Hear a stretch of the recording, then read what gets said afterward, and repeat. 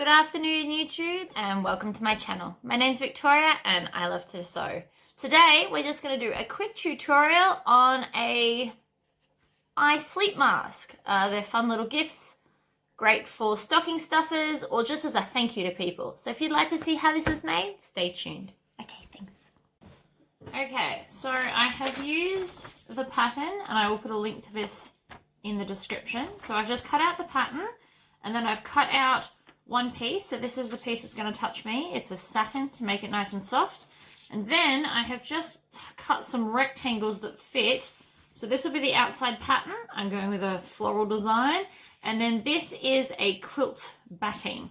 So all I'm going to do is I'm going to layer the quilt batting on the back, so the wrong side of my fabric. And then I'm going to place this one right sides down. So we're making like a sandwich. So the right side, you can't really tell with this, but the shiny side goes to the nice side like that.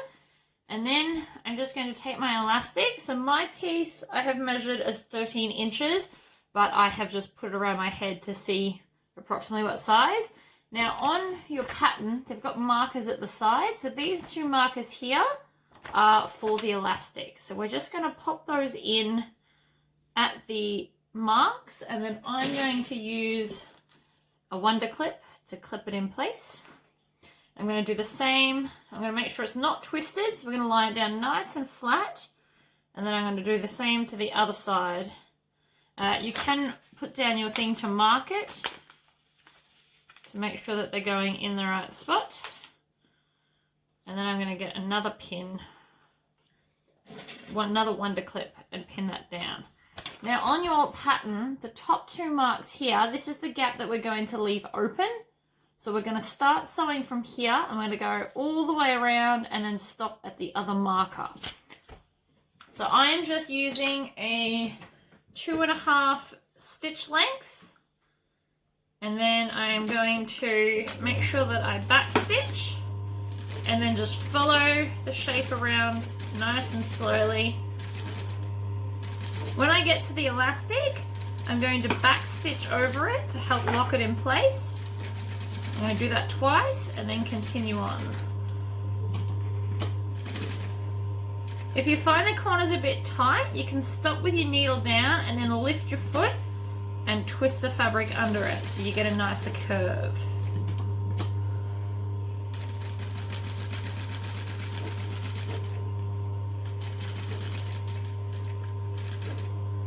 Cutting this again, I think I would cut the rectangle of the satin because it moves so much and use my firmer fabric to cut the template out of. Alright, so I'm up to the other side of the elastic, so we're just going to go back and forth over it just a couple of times because that'll stop it slipping out.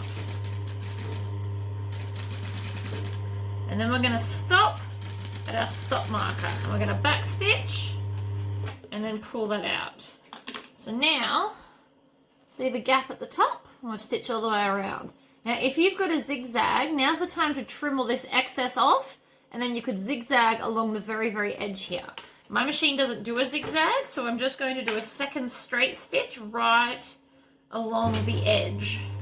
Just to help lock it all in place. Alternatively, you could use an overlocker as well. That'll help lock everything together.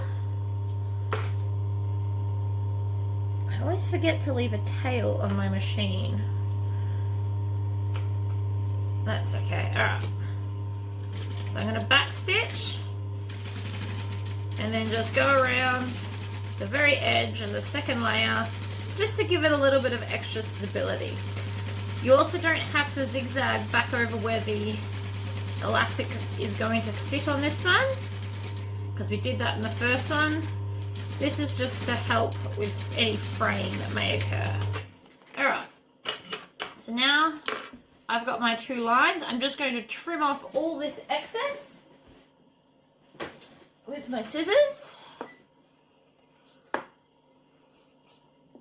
If you wanted to, you could cut all three pieces out of the pattern and then line them all up.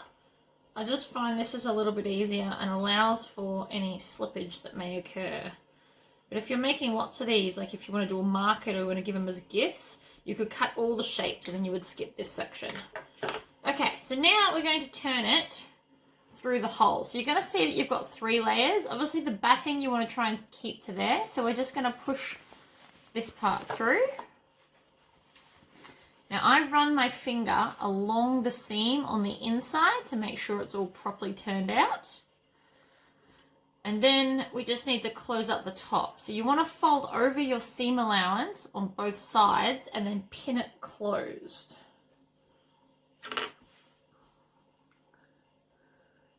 So I tend to do this one side at a time with my clips. You could also use pins and then you could run over them if your machine likes to run over pins.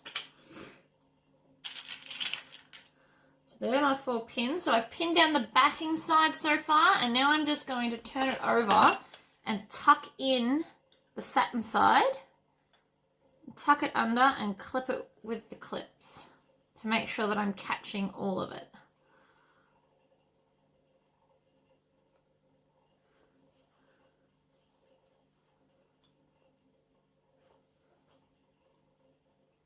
Alright, so now we just need to stitch that little section shut. So I'm going to stitch it from the top because that's what I like to do. So we just start at the opening. Well, I just did it again. Alright. Start at the opening, back stitch.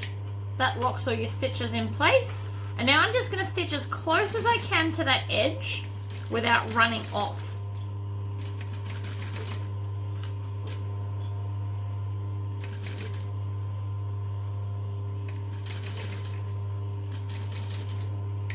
And then we're going to back stitch at the end as well. Trim off our excess. You can just give that a little bit of an iron, and there we have it. One quick and easy sleep mask. As you can see, it fits just fine. I hope you enjoyed this tutorial and stay tuned for many, many more.